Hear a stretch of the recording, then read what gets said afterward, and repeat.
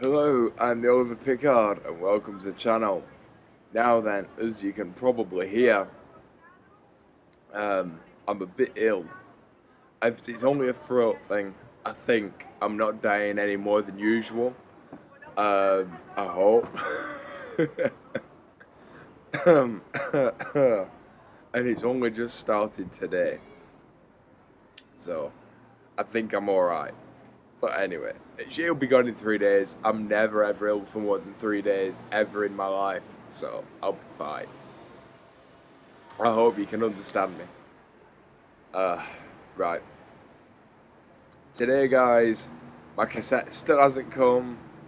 So I wanted to answer a question that I've been asked a few times on Twitter by a few different people who just don't understand. I even ran a Twitter poll about it, but I want to tell you why I love steel bikes, why I love steel frame bikes and titanium frame bikes as well. And the reason I love steel frame bikes is the same reason. Really? Now we have all the traffic now. The reason I love steel frame bikes is the same reason that most people who've never ridden one give for not liking steel bikes even though they've never ridden one. And that is flex. But it's not really flex, it's more give. You see, a steel frame bike has a little bit of give in the bottom bracket, a little bit of give in the dropouts. Most people believe that the stiffer the bike frame, the better. And that's what most bikes are sold on. However, there is a suspension designer called Olivier Bostard. Those of you who are mountain bikers or downhill riders or are fond of the Paris-Dakar will know his name, because this man has more rally wins, Dakar wins.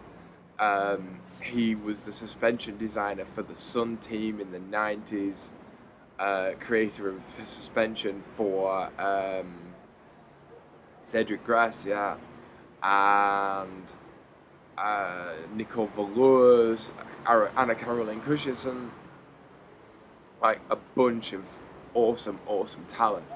And as well, he's designed suspension for people like Sebastian Loeb. The man is an absolute legend. And he always said that he would build give into his downhill frames, flex, because it's a suspension in itself. And automotive chassis that are designed for race use will have a bit of give in them, and it stops them ripping themselves apart. They'll actually have it engineered into the chassis. Now, what does this have to do with bike frames? Well, if you notice the new trend in cross country, the latest cross country frames have improved flex.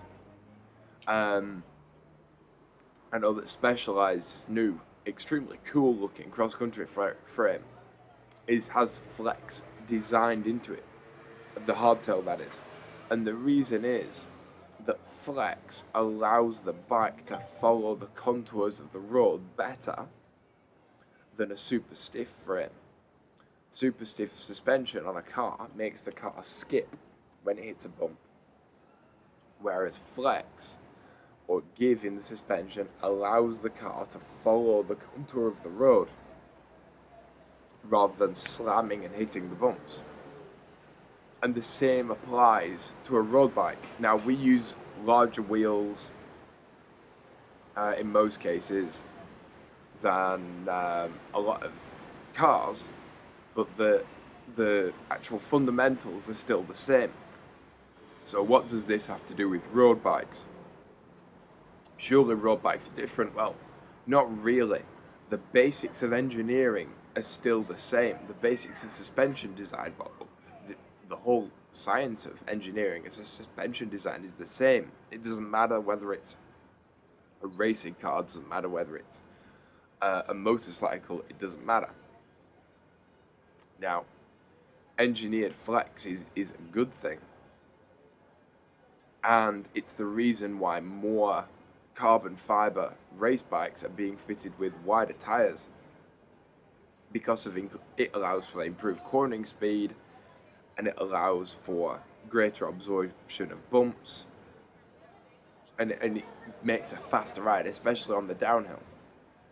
And with the invention of faster rolling tires, that's an amazing thing.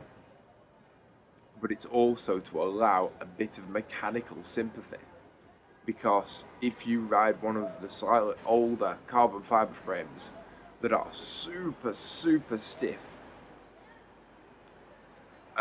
you will note that a lot of carbon fiber bikes, despite having like huge cartridge bearing push fit bottom brackets, destroy bottom brackets. And the reason is there's no give in the frame, there's no mechanical sympathy.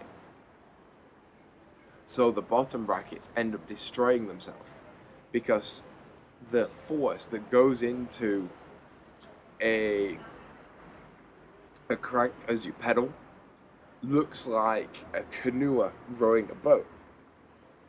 There's force this way as well as force up and down. And so when the frame doesn't give and the wheels are super stiff, the only place for that force to go, the weakest link in the chain, is the bottom bracket. Now, does this mean that steel frames are faster than carbon fiber ones? No. Carbon fiber bikes are still faster because they're light, and for that reason, really. The more kilowatts per kilo you can produce, the faster you will go. Losing weight from anything, whether it's a car, or a plane, or a boat, or a bike, it doesn't matter. Now, aerodynamics aside, whatever. Also remember that an aerodynamic riding position is 80% of the battle. And there are aero steel bikes and there are aero titanium bikes. Not as aero as some aero carbon fiber bikes, but it's marginal. Another massive difference between carbon fiber and steel is the shock absorption and vibration absorption. This is also a problem with not just carbon fiber, but in aluminium bikes as well. A lot of people feel very beaten up after a shortish ride, much like driving a noisy car, as opposed to driving a quiet one. The noisier the environment you're in, be it vibration, be it sound, be it whatever, you're going to feel very tired very quickly, very worn out very quickly. This is one of the reasons why a lot of the riders on the transcontinental race and the big long distance self-supported races will ride steel or titanium bikes, because that smooth and nicer ride is one heck of a benefit over a long distance. Advantages like being able to weld it and stuff like that are kind of like carbon can be repaired and some steel can be repaired, but other sorts of steel don't like to be heated, so actually being able to TIG weld them isn't. Once they've been welded, stop it, you bugger, cat's on the table. Once they've been welded, they don't like to be reheated. It affects the metallurgy. So to me, that can be a bonus, but in certain circumstances, it's not. You know, there are certain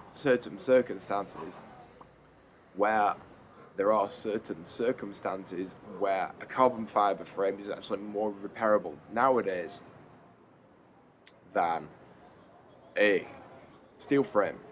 But yeah, another thing that comes to mind as well is environmentally friendliness, because most of the resins used in carbon fiber are plastics, and therefore not very good for the environment. The carbon footprint of a carbon bike is much greater than that of a steel bike, And also sustainability. A steel bike will last a heck of a lot longer than a carbon bike, because even though people say, oh, there's no reason why carbon fiber shouldn't last forever, I know for a fact, from working for boats for years, that carbon fiber, fiberglass, and composites tend to delaminate over time with stress and just age.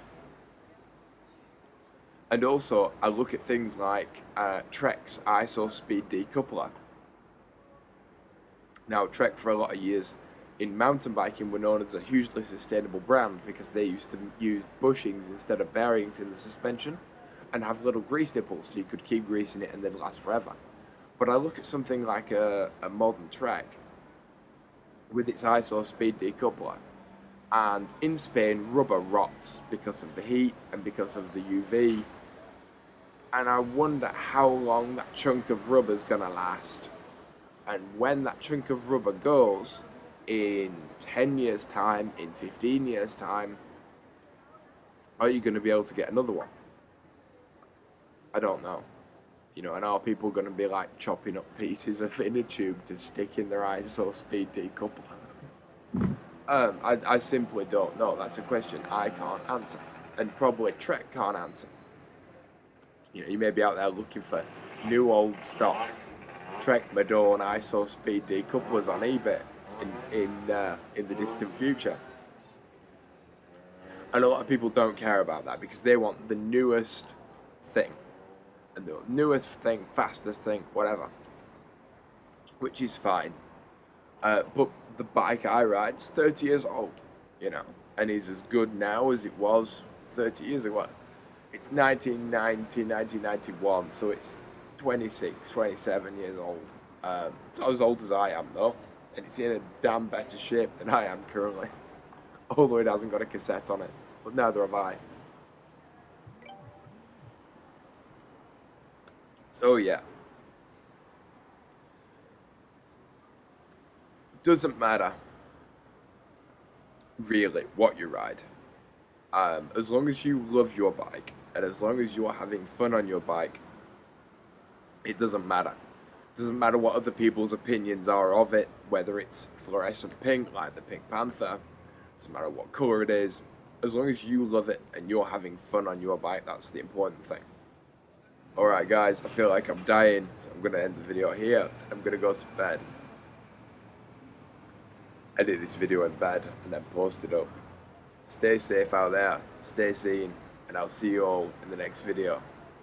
Bye bye. Is it because you jumped on the table while Daddy was filming? Because you're a bugger? Huh? Is it?